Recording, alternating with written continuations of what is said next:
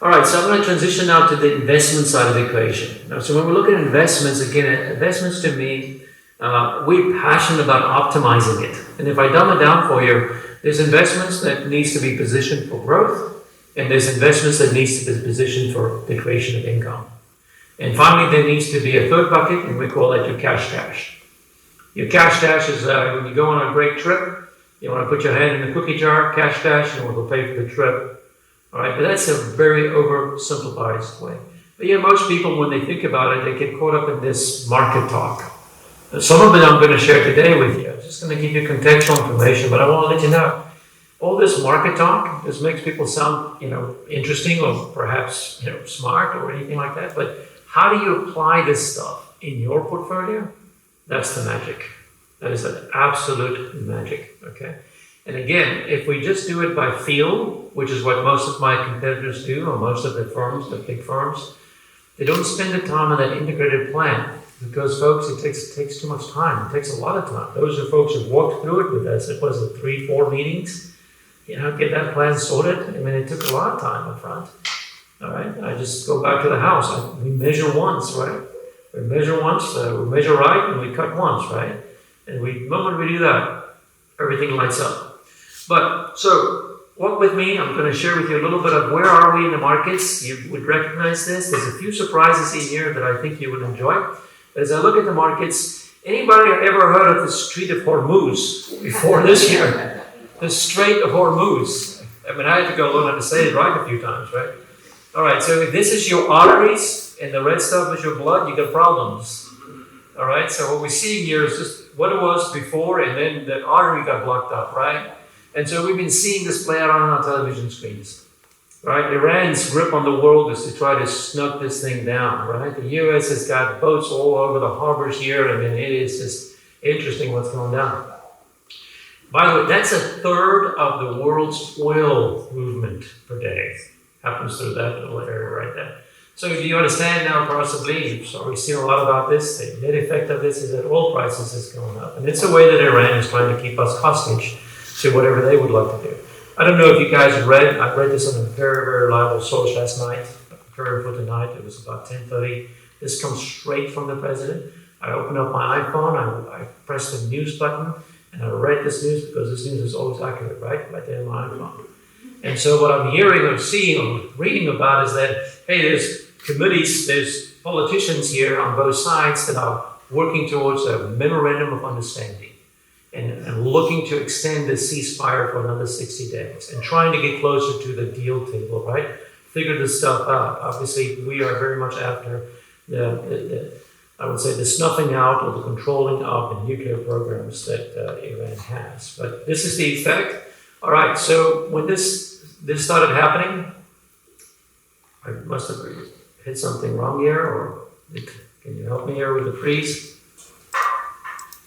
There we go. So before we went into the year, what I'd like you to see is like this was the expectation for GDP growth this year. Large GDP growth, 3.5%. Okay, this is before we started the year. Right? Even after the first quarter, there's expectations for strong GDP growth, economical growth.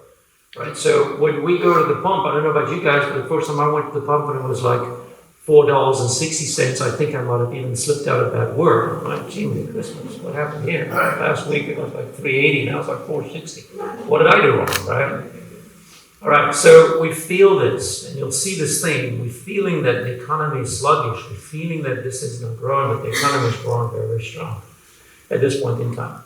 So this is interesting. Inflation's expectations was to be down, coming down. Right, and again, the surprise in the last 2 months is that inflation actually increased from 3.3% to 3.8%. When people throw those numbers out to you, what they are saying, what I'm saying to you, this is the 12-month cumulative number of the growth of the movement over a 12-month period of time.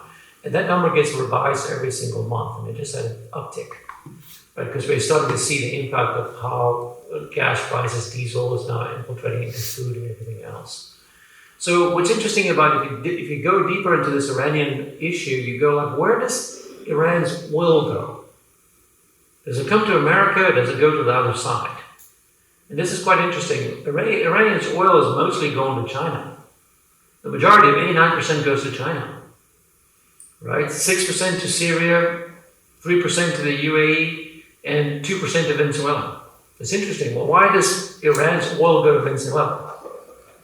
Who's the largest? Who's got the largest, by the way? Who's got the largest reserves of oil in the world? What country? Yeah, okay. So, but yeah, it goes here because there's different kinds of oils. Let's call it light, medium, and heavy oil that is used for different kinds of, applications, jet fuel down to diesel, right? So that's really what you're seeing here. But it's interesting. The oil is mostly flowing to the east. It's not flowing to the west. What's interesting too is like, where does our oil imports originate? Where do we get our oil from? This is very interesting to me. Excuse me, I want to show you here. This is the perception. Our perception is very different from our reality. We think that 53% of our oil comes from Saudi Arabia, from the Middle East. How much is really coming from the Middle East? 4%. So most of our oil is imported from Canada and Mexico. All right. When you look at the price of oil, by the way, there's two kinds of oil prices that you're looking at. There's called WTI, West Texas Index, right? And then Brent. Brent is the European number. What's interesting is if you look at how much they close their trading. And my conclusion of this oil thing is that WTI, West Texas Index versus Brent, very much, it's a free economy. There's no reason that our West Texas need to go up as much as Brent. It's a free economy. It's an international economy. And so the pricing of it is kind of, close by. When I look at oil, by the way, the time when we presented this, oil spiked. I'm going to give you just a few numbers here. The top for Brent per barrel was $114 a barrel. Maybe you remember that. That was March, beginning of April. Now it's 93 bucks a barrel. And what's interesting is some of you are aware of the fact that there's an investment program that we promote that has a lot to do with tax deductions, also alternative income sources like oil. So in there, we're looking at a lot at the 12-month number of where oil is. So the surprising is that the 12-month projection for oil is between 60 and 75 bucks a barrel. So what is the market saying to you? If we're expecting, if all the experts are expecting the lower amount of price of oil, what is it saying to you? Go ahead, Mike. It's going to come down. Yeah. And we're going to get a big boost economically when that happens. Yeah. And why does the market think it's going to come down?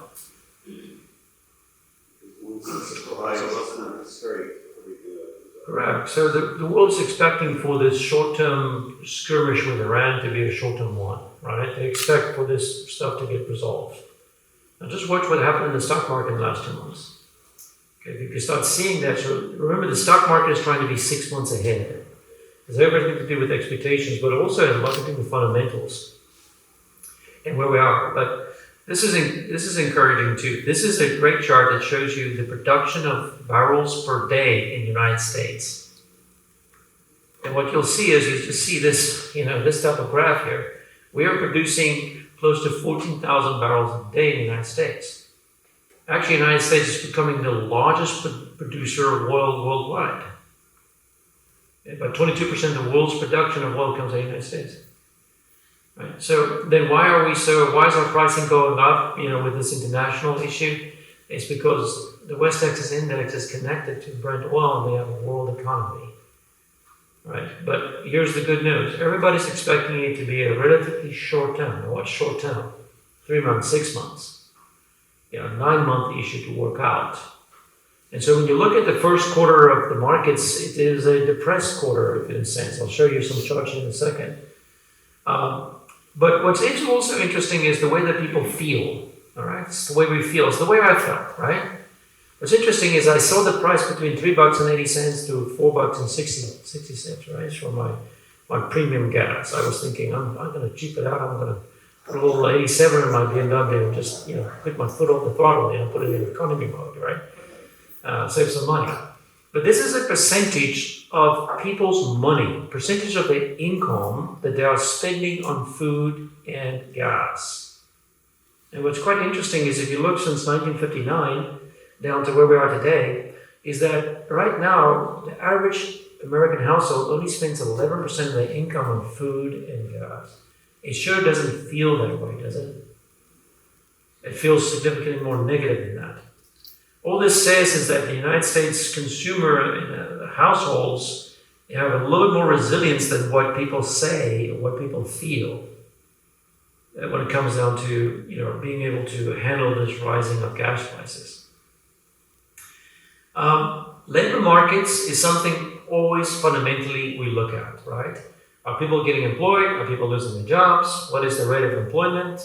This is a graph we look at. And what you're seeing is you're actually seeing new jobs is slowing down. And what we're looking at here is really the impact of AI. The impact of AI. What is AI going to do? Right? That's the big question. What did the iPhone do? What is AI going to do? And you can start seeing the impact of that. Last year, if I look at the markets, you can see the divergence between the Magnificent Seven just continuing to drive so far forward compared to the rest of the markets. I'll show you this chart in a second where you start seeing it more coming back. But what is the impact of AI on productivity? It is a positive impact. We can see already companies are slowing.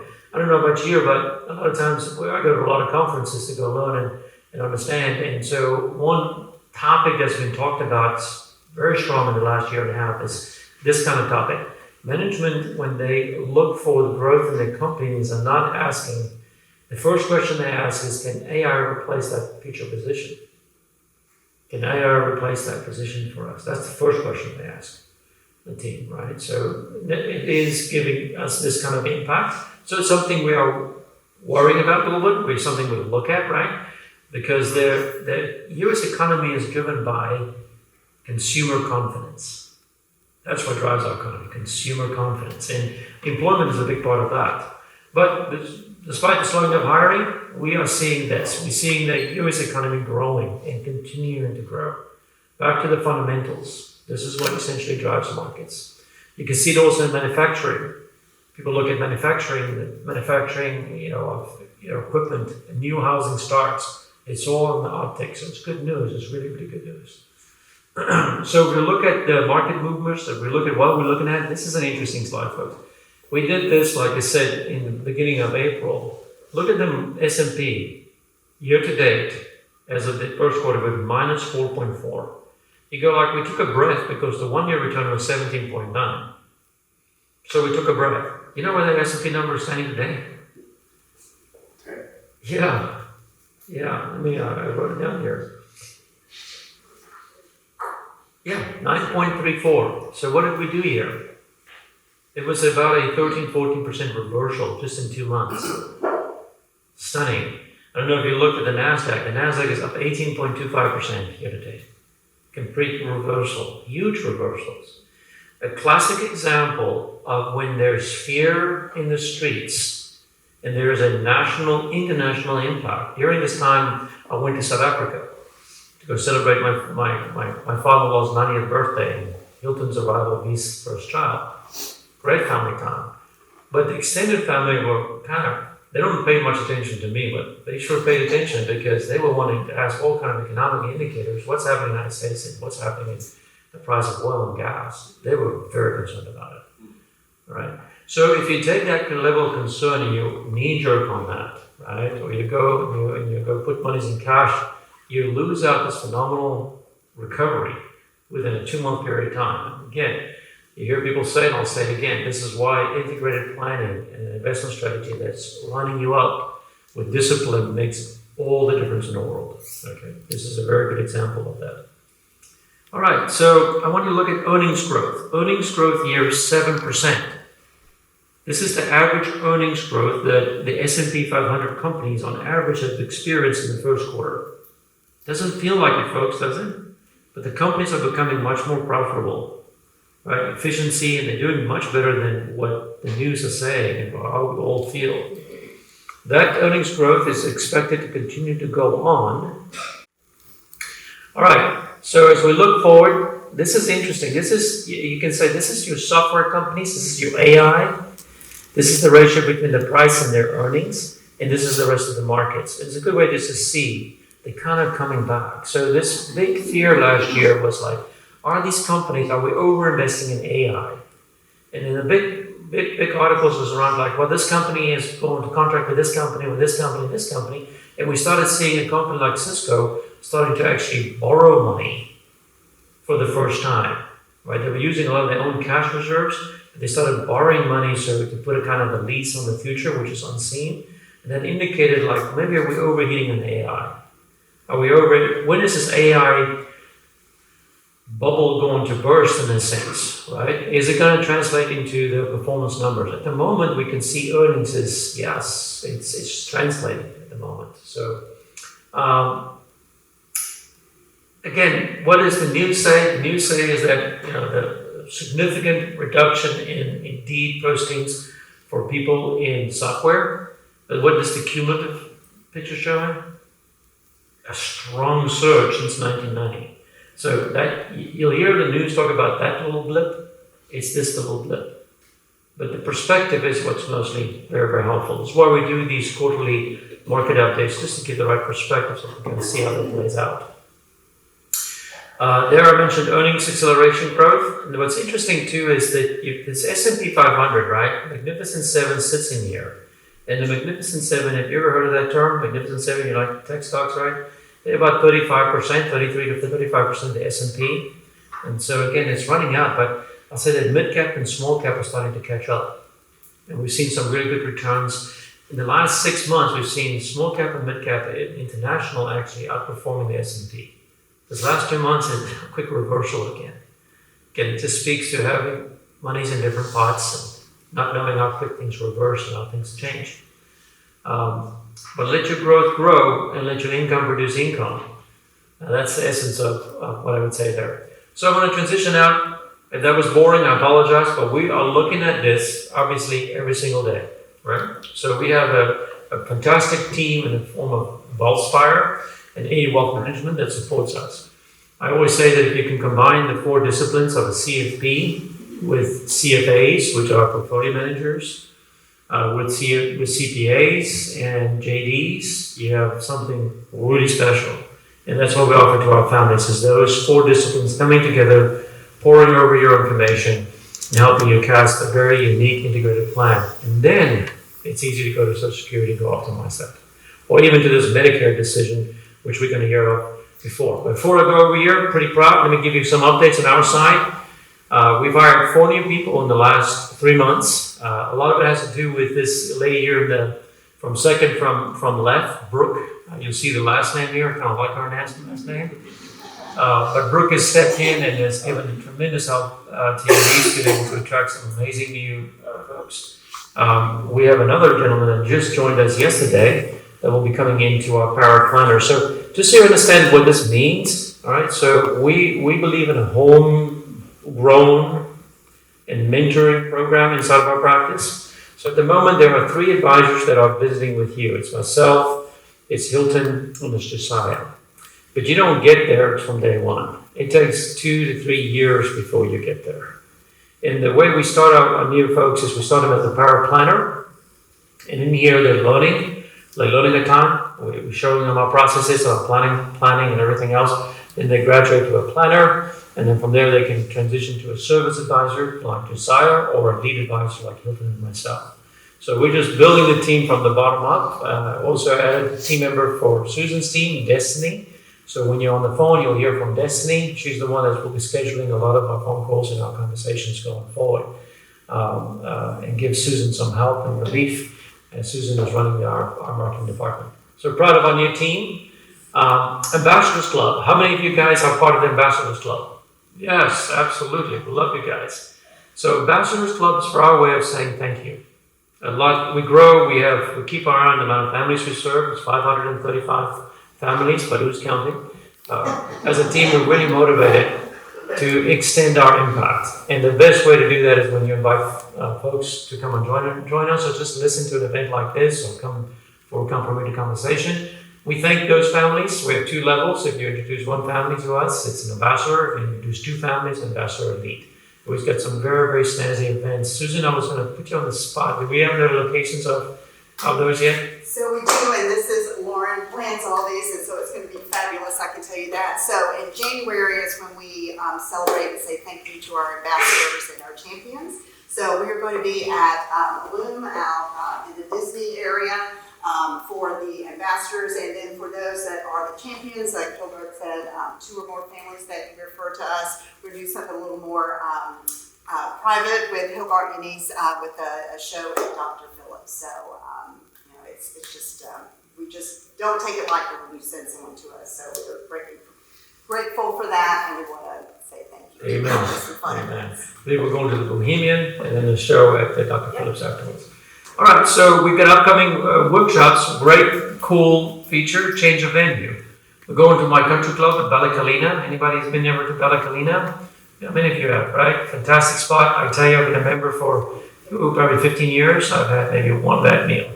And fantastic. Love the chefs and great locations. We've had some events in the wine cellar, which is a favorite spot. Well, there's different venues there, but we'll be having these. These are very cool workshops. It's more of an overview, right, of the work we do. We're going to refresh it a lot. So feel free to bring a friend if you like. We always give a bottle of wine to those who do. And so this is when the dates are for the next time. Other events is right here in the Learning Center. I had a preview of this one. The cybersecurity one is coming up. I tell you, Keith scares the living daylights out of us like once a year. We have like a 1 hour with Keith. He is Orlantech. He is the guy that we pay a lot of money to protect your information. But there's fantastic information he shares. Keith goes to a lot of hacking conferences to kind of get an idea of what's the freshest, newest tricks and that the hackers are doing. Keep your personal information safe. Helps you really think about your phone and your computers. So that's complimentary here at the Life Wealth Learning Center. We'll do the state of the market again. And then another one that I am very proud of is Finance 101. So we are passionate about multifamily wealth transfers. We're really passionate. We call it G1, G2, G3. Right? So with some families, we have the privilege of working with all 4 generations. Very, very cool. But I found that in my case, my father was an actuary, a pretty smart guy. He was a mathematician inside of an insurance company. But my dad never sat me down and taught me how to work with money. And I discovered like I was not alone. I'm probably one of 9 out of 10 folks. But if we can help you communicate that with your grandkids or your children in a way that's a fantastic environment where they can learn a lot, take some stuff home and really go implement, that's the heartbeat of why we're doing that workshop. And so all these events are coming up. All right, I'm going to go over now to Paul. Thank God for Paul. He understands the alphabet of A, B, C, D, and on we go. And we're going to talk a lot about the 2 dominant choices when it comes to Medicare, right? I think one big question is most people start Medicare at 65. There's a reason people don't. Maybe when they've got a very good group medical insurance. But then this big question is like, do I get Medicare Advantage or is it Medicare supplementation? So, Paul, are you with us? Hello, everyone. How are you? Good. Glad to be here. Thank you for having me. So, yeah, Hilgard, thank you very much. Hilgard and we have partnered together. I work for a company called Advisors XL, and I'm a what they call a Medicare program manager, project program manager. And what we do is we partner with agencies like Hilgard across the country. If they don't do Medicare in-house, we partner with them to go along that Medicare journey with you. So we help educate you on the Medicare, what your options are, and help you if you need to enroll in plans and things like that. We'll help you with doing that. But today, what we're going to cover is just a little bit of Medicare 101. I'm not sure how many people we have do we have any people in the room that are already on Medicare? So we have a few. So this may be a review for some. It may give you some reminders of why you chose what you did, or it may give you some eye-opening ideas of, oh, maybe I should have done this. So I think this can be useful to everyone that's in the room. So I'm going to share my screen here, and host disabled participant screen sharing. So let me.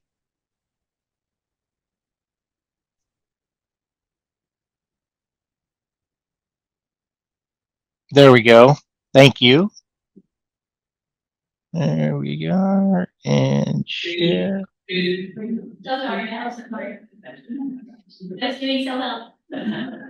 Okay. You should be able to see that, correct? Yeah. All right. Awesome. Awesome. So today, the agenda of today's meeting is we will cover the basics of original Medicare, what that is. As Hilgard said, A, B, C, D, all these different Medicare parts. So we'll go over the different parts, what they mean, what your Medicare options are after you do start Medicare. Hilgard mentioned Medicare Advantage versus Medicare Supplement. We'll get more into that. Who is eligible and when to enroll. We'll go over that, and then important dates as well. So, getting started, Medicare is like building the parts of a house, and really the foundation of Medicare or original Medicare is Part A and Part B of Medicare. And Part A of Medicare is your hospitalization, hospital room and board, anything that occurs in the hospital, basically. That's what Part A covers. Part B would be your doctor services, durable medical equipment, outpatient services. And that covers the first 80% of your health care, basically. Another part of Medicare is Part D. D as in drugs, your prescription drug coverage. So that is something that you will have to get at some point when you are first eligible to get it. Now, if you look at the roof of the house, we've got Medicare options, and Medicare. It says first thing up there, Medicare Part C, Medicare Advantage. So when you combine your Medicare Part A and Part B with a Medicare Advantage plan, they refer to that as Part C, and we'll get more into that as we go on. And then your other option to cover that remaining 20% or put the roof on the house, so to speak, is a Medicare supplement plan, or also known as a Medigap plan. And then finally, to close out the wall of the house, we've got your ancillary products that aren't necessarily covered by Medicare. So like your dental, your vision, your hearing. You can get cancer plans. You can get hospital indemnity plans. So those are plans that cover your hospital costs if you do have copays and such. This hospital indemnity plan would then cover the copays for hospitalizations. That's one example. So those are the different parts of Medicare. Now, as I said, your Part A is your hospital room and board, which would include your inpatient hospitalization, skilled nursing, home health care, hospice, and the premium for Part A is almost always zero. As long as you're someone who worked 40 quarters, or you can earn Medicare through your spouse as well. So most people, Part A premium is zero. But if you just had Part A, this slide is meant to illustrate a person, going on his Medicare voyage, and his first thing that he finds out is if he just has Medicare Part A and B, he's got a deductible of $1,736 per benefit period. So notice it doesn't say per year, it says per period. So a benefit period is defined as 60 days of non-hospitalization. So if you're hospitalized, you just had Part A, you would be charged $1,736. Let's say you were in the hospital 5 days. Once you're released from the hospital, the clock starts ticking. And once you hit 60 days without being readmitted to the hospital, that would then start a new benefit period. So theoretically, you could have multiple benefit periods throughout the course of the year. So you could have multiple deductibles that you would be responsible for at $1,736 a pop. So a pretty big hole in our coverage, right? Your first 60 days of hospitalization are covered. But if you're hospitalized beyond 60 days, days 61 through 90, it would be $434 if you just had Part A with no supplement or advantage plan. And then days 91 through 150, it doubles to $868 a day. Your first 19 days of skilled nursing are covered, but days 20 through 100, you can see that you would have a $217 per day copayment. So some pretty significant gaps in coverage on the Part A side. That's just the Part A side. Now your Part B, we will cover that, what that entails and the gaps in coverage on that side. So your Part B covers your doctor services, your outpatient services. Your doctor services would include your specialist. DME is durable medical equipment like nebulizers, CPAP machines, diabetic testing strips, monitors, things like that would be durable medical equipment, and preventive services. So your Part B does come with a premium, and we will discuss more in detail on the next slide what your premium will probably look like. But the standard premium for Part B is $202.90, but it can go all the way up to $689.90. It's dependent on what your income is. And like I said, we'll get more into that. But Part B does have a deductible of $283 per year. Notice that's per year, not per benefit period. So a much lower deductible on Part B than Part A. So if you just had Part B, as I said before, it covers the first 80% of your health care. So you're left with a 20% gap in coverage. There is also something called excess billing or an excess charge that is not covered. When you go to your doctor and let's say the doctor performs a procedure, the doctor has a contracted rate for that procedure with Medicare, and they reserve the right to bill the patient 15% above that contracted rate. If they do that, that's what's known as excess billing or an excess charge. It's actually quite rare that it happens, but it is a gap in coverage if you just had Medicare Part B, A, and B. So there are all your gaps in coverage. Once again, if you just had A. So we're going to, and again, your Part A premium is $0, but Part B, the premium is anywhere from $202.90 to $689.90. And it is based on your income. So when you first start Medicare, they are going to look at, let's say you're starting this year, 2026, they're going to look at your modified adjusted gross income in 2024 to establish your premium. So if you're someone who files, if you're married and you file jointly, if your modified adjusted gross income in 2024 was less than or equal to $218,000, you would pay the standard premium of $202.90 per month. If it's higher than the 218, here's the table that shows you where you would fall. So 218 to 274, you would pay $284.10. Now notice over here on the Part D side, this is your prescription drug coverage side. It affects your income also affects your Part D premium as well.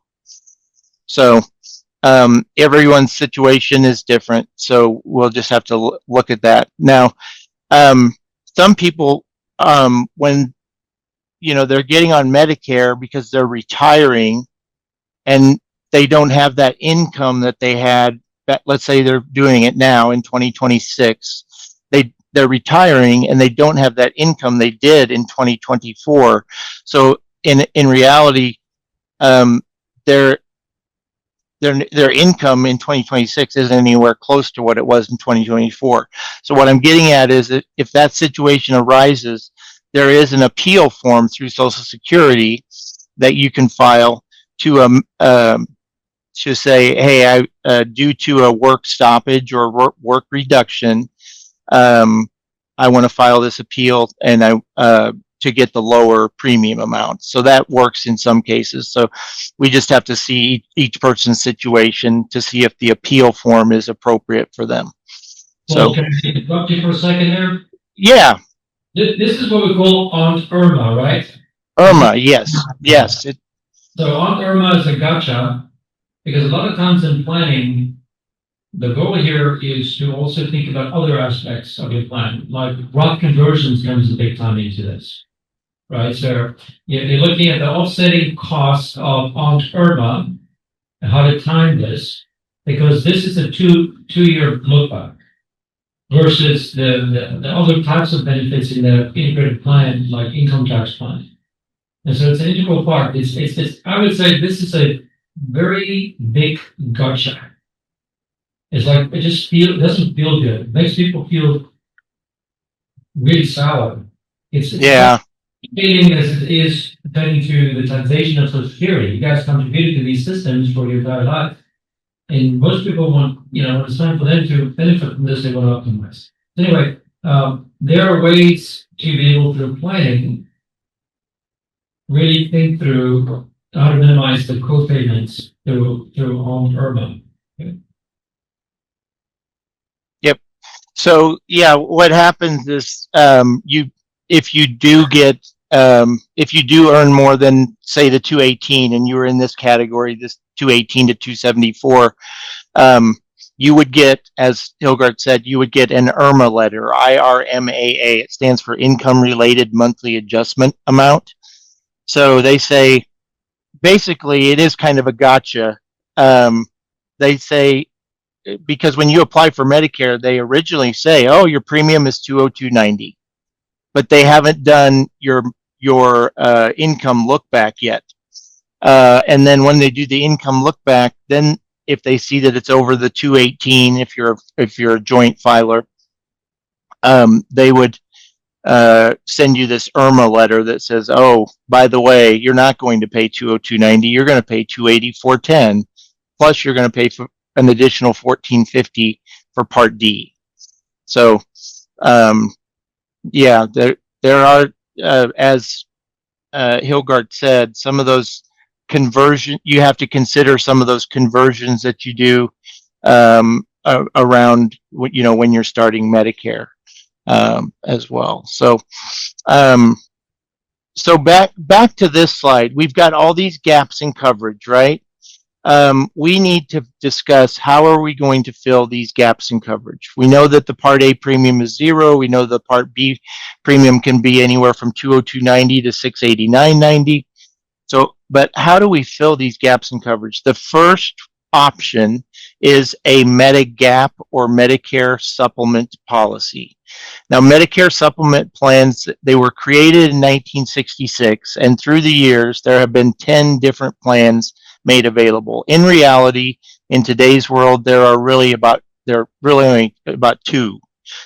There will be a Plan G and a Plan N. We'll get into it more, but Medicare supplement or Medigap policies, they are standardized policies sold by private insurance companies, and that's an important word. They're standardized because what that means is you can get a Plan G from Company A. You can also get the same exact Plan G from Company B or C or D. It doesn't matter. The plan does not change from one company to the next. The benefits do not change. So typically we look at, who has the lowest premiums. These do come with a premium, but they do help cover the gaps in original Medicare, such as co-payments, yearly deductibles. So the first one we're going to look at is the Plan G. And if you have a Plan G, and I ran some quotes earlier this morning before the meeting just to see what the Plan G was running. I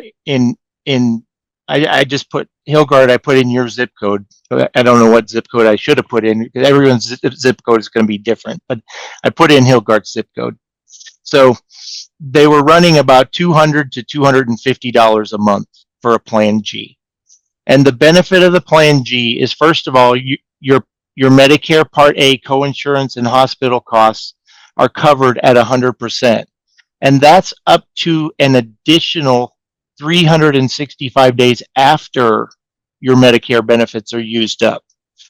So on Medicare, you get, what was it, 150 days, right? Plus 100 days in skilled nursing. So it gives you an additional 365 on top of that.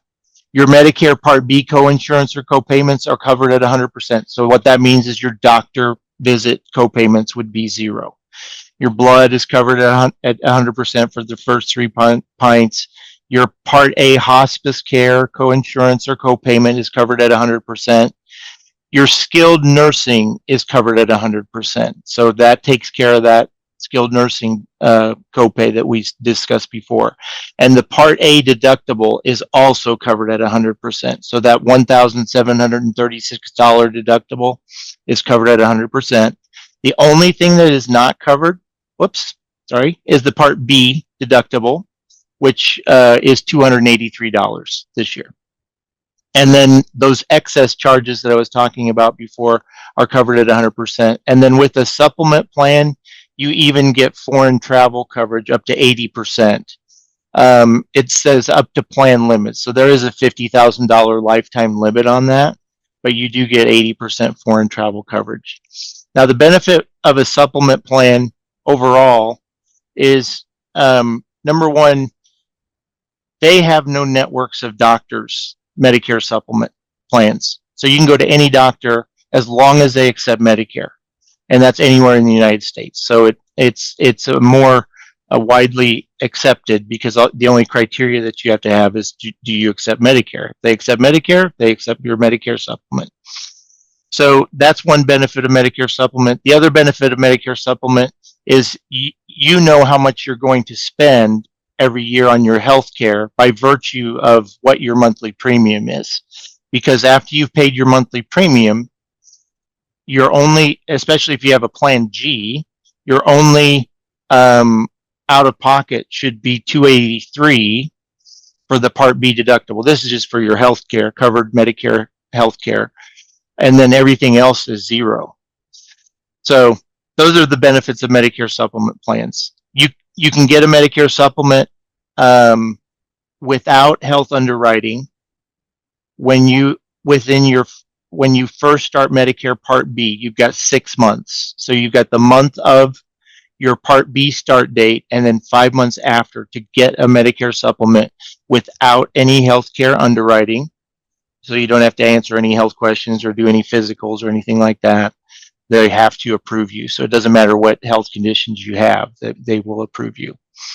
So that's the Plan G. There's also a Plan N, and the Plan N, the Plan G, like I said, is between 200 to 250, and really it depends on your age and your gender and your zip code.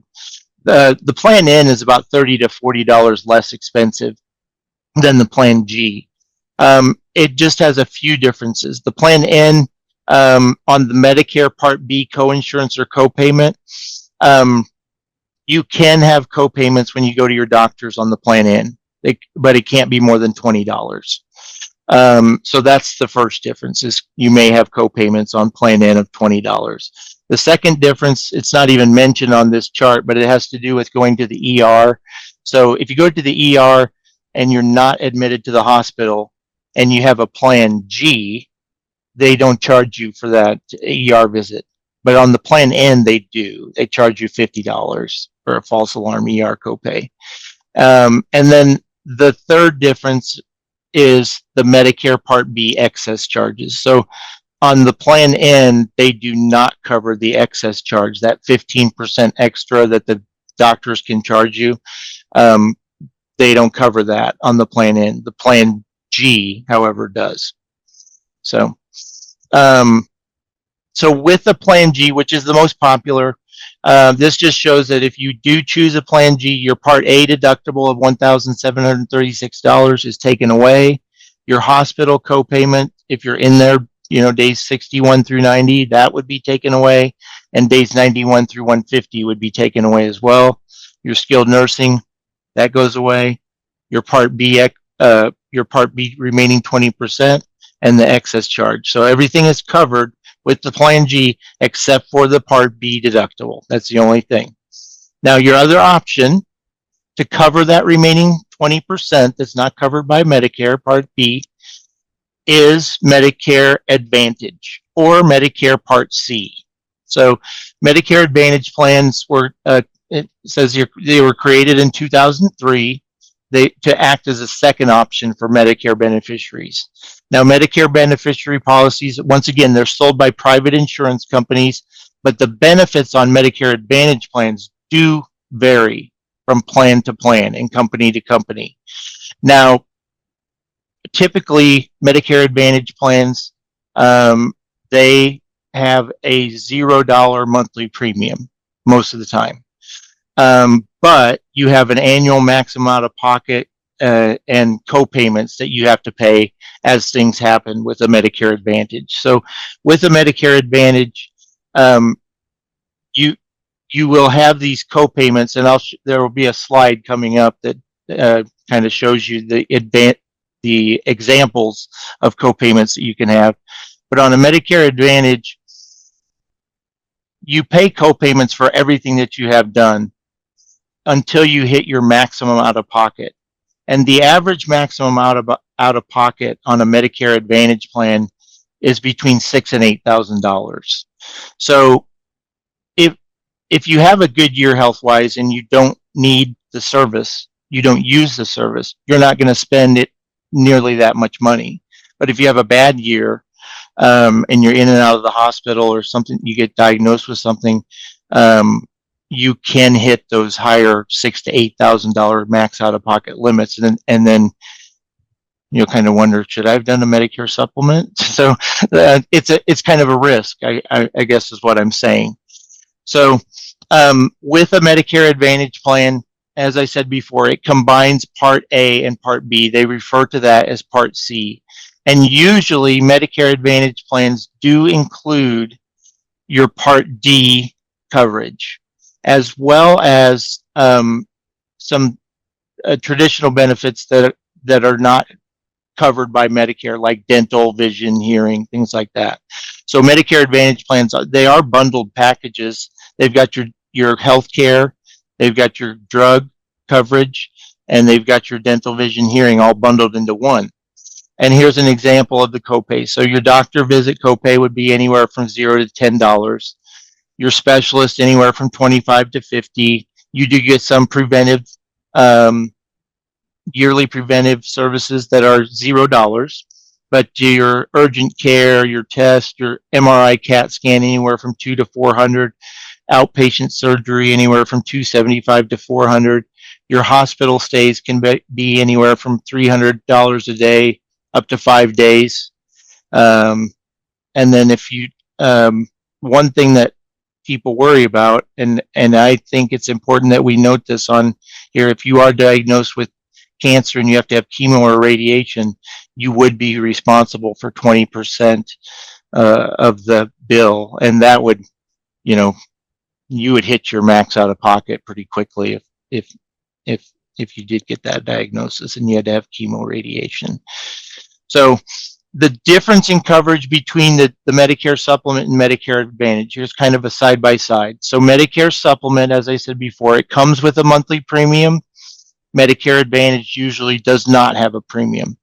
With Medicare supplement, the plans remain the same with each carrier. So the Plan G with Humana is the same as the Plan G with Blue Cross Blue Shield or United Healthcare or so on. Medicare Advantage plans are state-based and county-based, and the benefits do vary from plan to plan. There are no networks with Medicare supplement, as I said before. The only criteria is they have to accept Medicare. Whereas Medicare Advantage plans, they are network plans. So with Medicare Advantage plans, you have to make sure your doctors are in the network. Otherwise, you don't get coverage for it if it's an HMO plan for sure.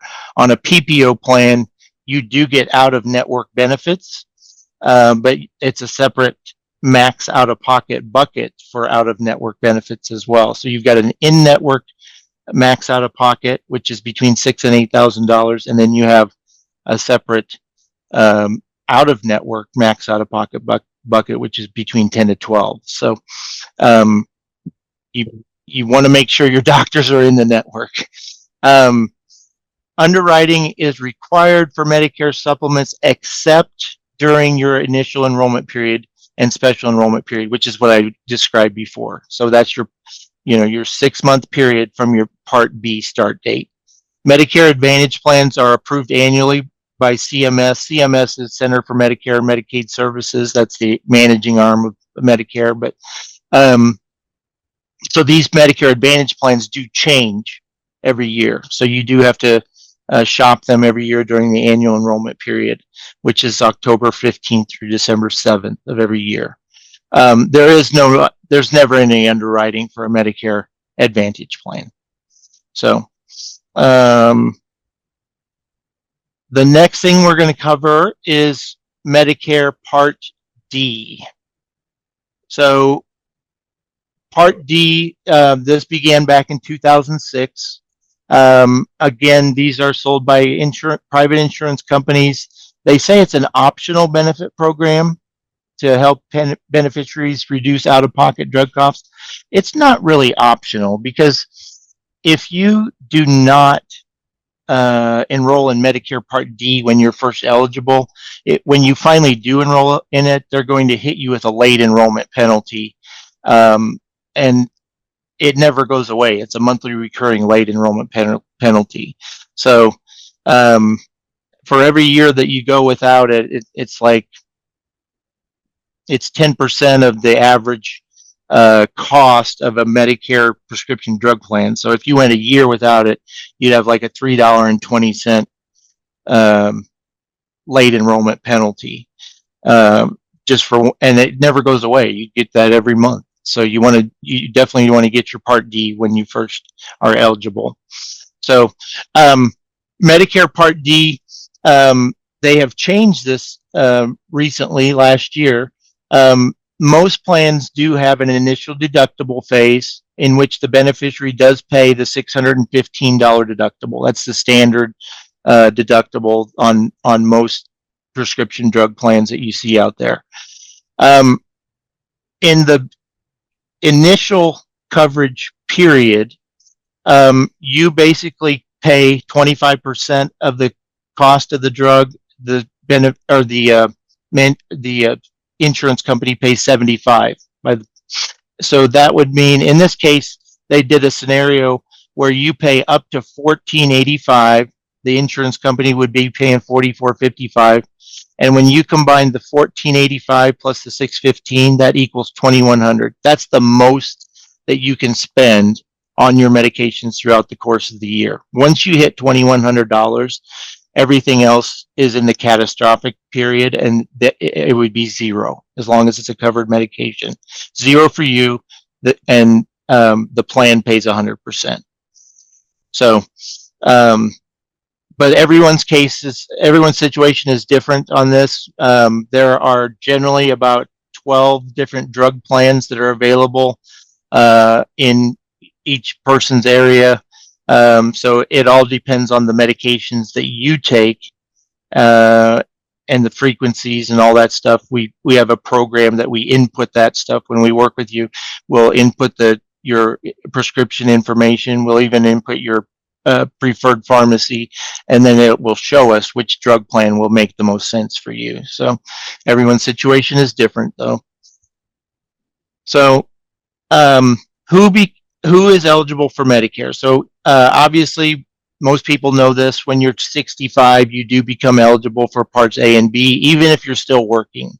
Now, some people will choose to keep working, and as long as you work for a company that has over 20 employees, you can keep working with your work coverage, and you wouldn't have to start Medicare necessarily. Now, it's a choice that you have to make, but what you have to do is you have to compare the cost to stay on your group insurance versus what would be the cost to go on Medicare. In most cases, it's better for you to stay on your group policy, but there are some cases where, hey, Medicare is actually going to be cheaper than your work policy. So I would recommend if you're still going to work, it's okay, but start Medicare Parts A and B because it will be less. So again, everyone's situation is different there. You just have to know what your premiums are for your group coverage versus what it's going to cost for Medicare. So you may be eligible for Medicare through your spouse, I think I mentioned before. So although you still have to qualify by age or disability. And you can qualify for, speaking of disability, you can qualify for Medicare under age 65 for Parts A and B as long as you've been on disability for a period of 2 years. So a lot of people want to know, how do I enroll? Okay, so the easiest way to enroll is to go to ssa.gov. You can enroll in Parts A and B, or you can do Part A only. Or if you already have Part A and yet you need Part B, you can do B. So the other way you can do it is you can enroll over the phone. That is a long call, I will tell you, if you do have to call Social Security, unfortunately.